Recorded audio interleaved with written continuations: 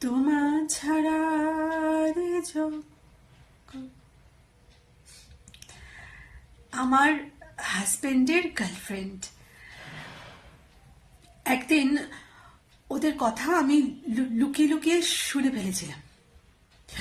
বলছি, হ্যাঁ বলো, এখন ফোন করেছো কেন? না, ও এখন বাড়িতে আছে। আরে ও আর কি বোঝে, সারাদিন শুধু কাজ আর কাজ। তুমি হাসলে? তোমার হাসি আমি ঠিক চিনতে পারি। শোনো, আমরা কালকে দেখা করি। আজকে কথা বলতে পারবো না বাবা। না, যদি কখনো কিছু, ও এখন রান্নাঘরে কাজ করছে, কিন্তু সোনা বাবা আমার, সোনা, আমরা কালকে দেখা করে সব কথা বলবো, ঠিক আছে?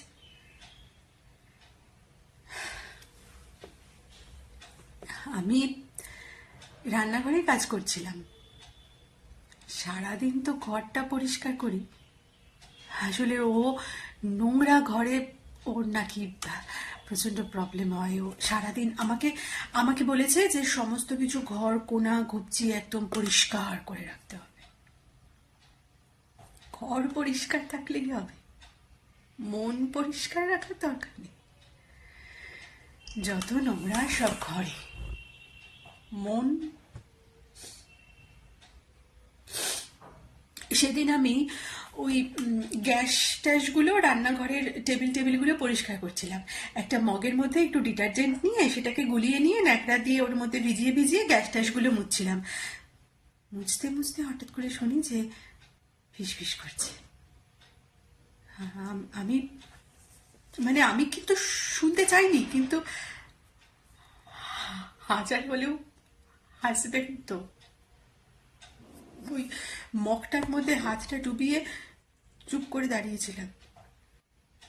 জলের আওয়াজ হলে তো সব কথা পরিষ্কার করে শুনতে পাবো না, ও তো ফিস ফিস করে কথা বলছিল। আমি তাই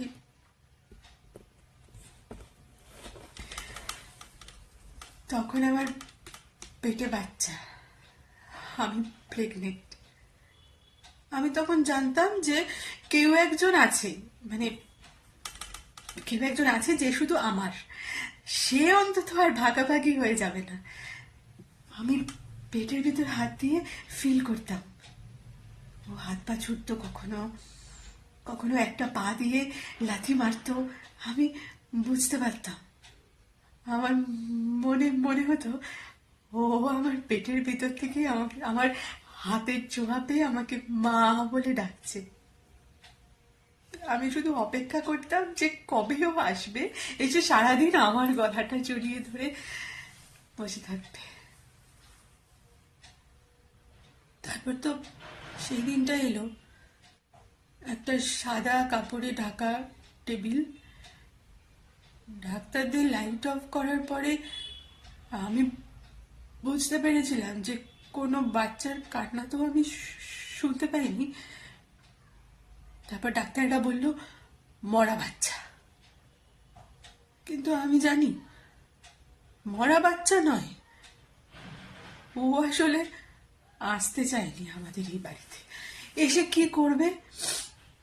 এখানে তো কথা বলার কেউ নেই না, কেউ কারোর সাথে কথা বলে না, কেউ কারোর মনের মনের কথা তো কেউ কিছু বুঝতে পারে না। চারদিক ভীষণ ঠান্ডা, ওর চিৎকার চেঁচামেচি আর কেই বা শুনবে?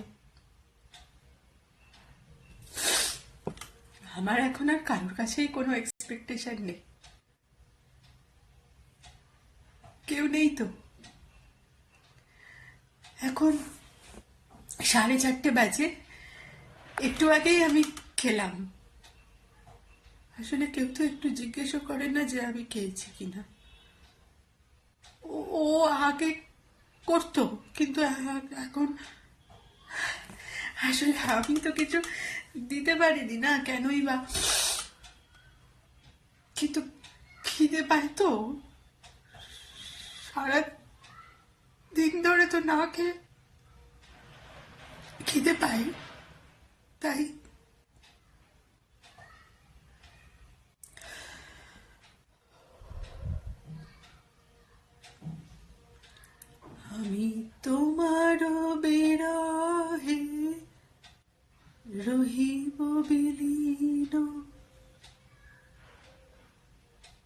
তোমাতে করিব